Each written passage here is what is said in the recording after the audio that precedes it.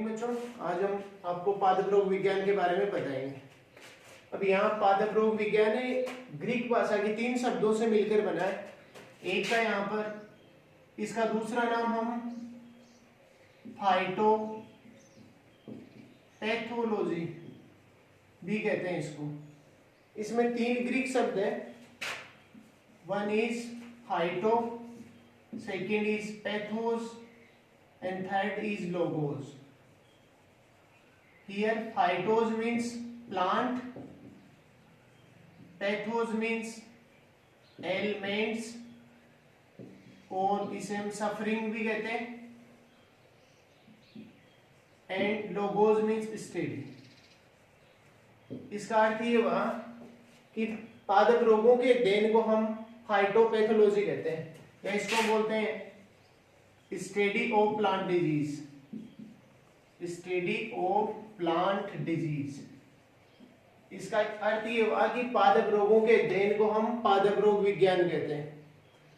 और पिछली क्लास में हमने पढ़ा था कि जो पादप रोग विज्ञान है वो क्या होती है कि एक कृषि विज्ञान है, दूसरा वनस्पति जीव विज्ञान की वह शाखा जिसके अंतर्गत हम पादप रोग और उनके कारण, रोगों से हुई हानि, उद्देश्य और बचाव के उपायों का अध्ययन करते हैं।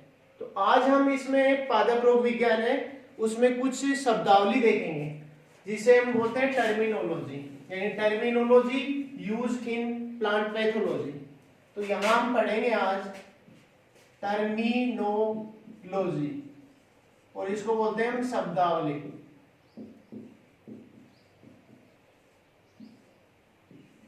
अब इसमें जो पहली हमारी शब्दावली है इसका नाम है डिजीज, और इसको आप हिंदी में सब जानते हैं रोग। वैसे यहाँ डिजीज है 2 शब्दों से मिलकर बना है, एक का नाम है डिस और एक का नाम है ईज। इसका अर्थ क्या होता है, इसको अंग्रेजी में अनईजीनेस या डिस्कम्फर्ट कहते हैं। अंग्रेजी में इसका संधि विच्छेदन करते हैं तो एक का नाम अनईजीनेस या डिस्कम्फर्ट यानी बेचैनी या समस्या उत्पन्न होना। अब हमने कहा कि डिजीज है उसकी हम सिंपल परिभाषा देखते हैं।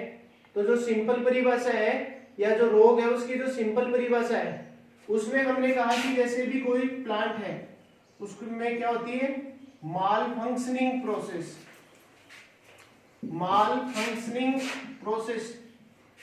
माल फंक्शनिंग का मतलब होता है यहाँ पर भयंकर प्रतिक्रिया।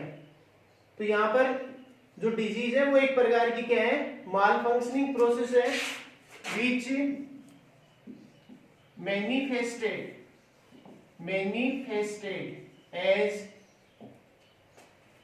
सामान्यतः माल फंक्शनिंग प्रोसेस होती है और जो मैनिफेस्टेशन होती है और उसमें क्या होते हैं, एक्सटर्नल सिम्टम प्रकट होते हैं, उसको हम रोग कहते हैं। या इसको हम हिंदी में कह सकते हैं कि भयंकर प्रतिक्रिया जो हमने कहा कि सामान्यतः पादप है उसमें पीड़ा उत्पन्न करने वाले लक्षण वो प्रकट करती है, उसे हम रोग कहते हैं। तो ये हमने अंग्रेजी में बताया। दूसरी हमने कहा कि अगर रोग की हम बात और करें तो हमने कहा कि डिजीज का अर्थ और भी हो सकता है कि disease defined related as interaction between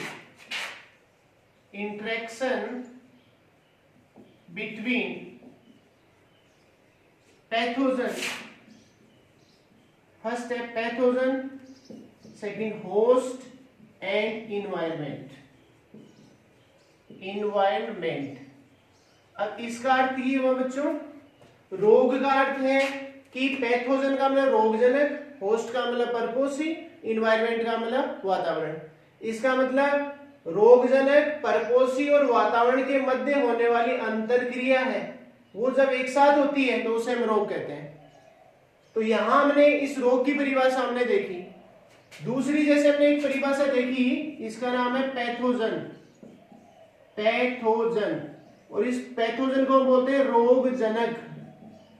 are you very well known about pathogen? कि रोग जनक का अर्थ ही है कि रोग फैलाने वाले कारक, या इसको हम यूं भी कह सकते हैं कि कोई भी living organism responsible for causing disease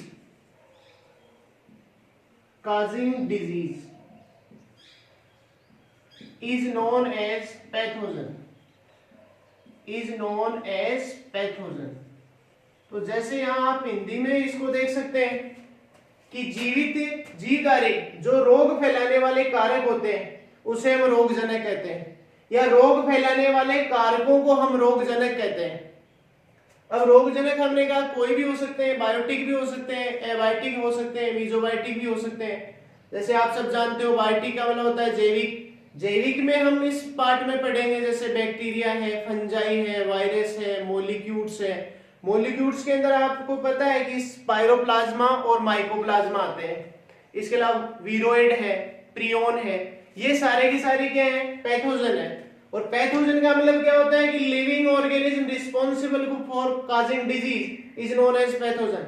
या हमने कहा कि जीवित जीवधारी जो रोग फैलाने वाले कारक के लिए उत्तरदायी होते हैं उसे हम रोगजनक या रोग कारक कहते हैं। अब तीसरी बात यहाँ पर ये जो आई हमारी, इसका नाम है पैरासाइट। और पैरासाइट का अर्थ यहाँ पर है परजीवी। तो पैरासाइट का अर्थ हम यहां पर देखेंगे। पैरासाइट का अर्थ यहां पर है कि एन ऑर्गेनिज्म डेराइव्स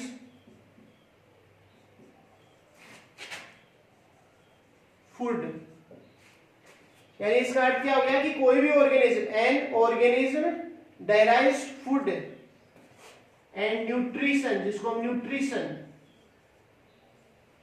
फ्रॉम होस्ट।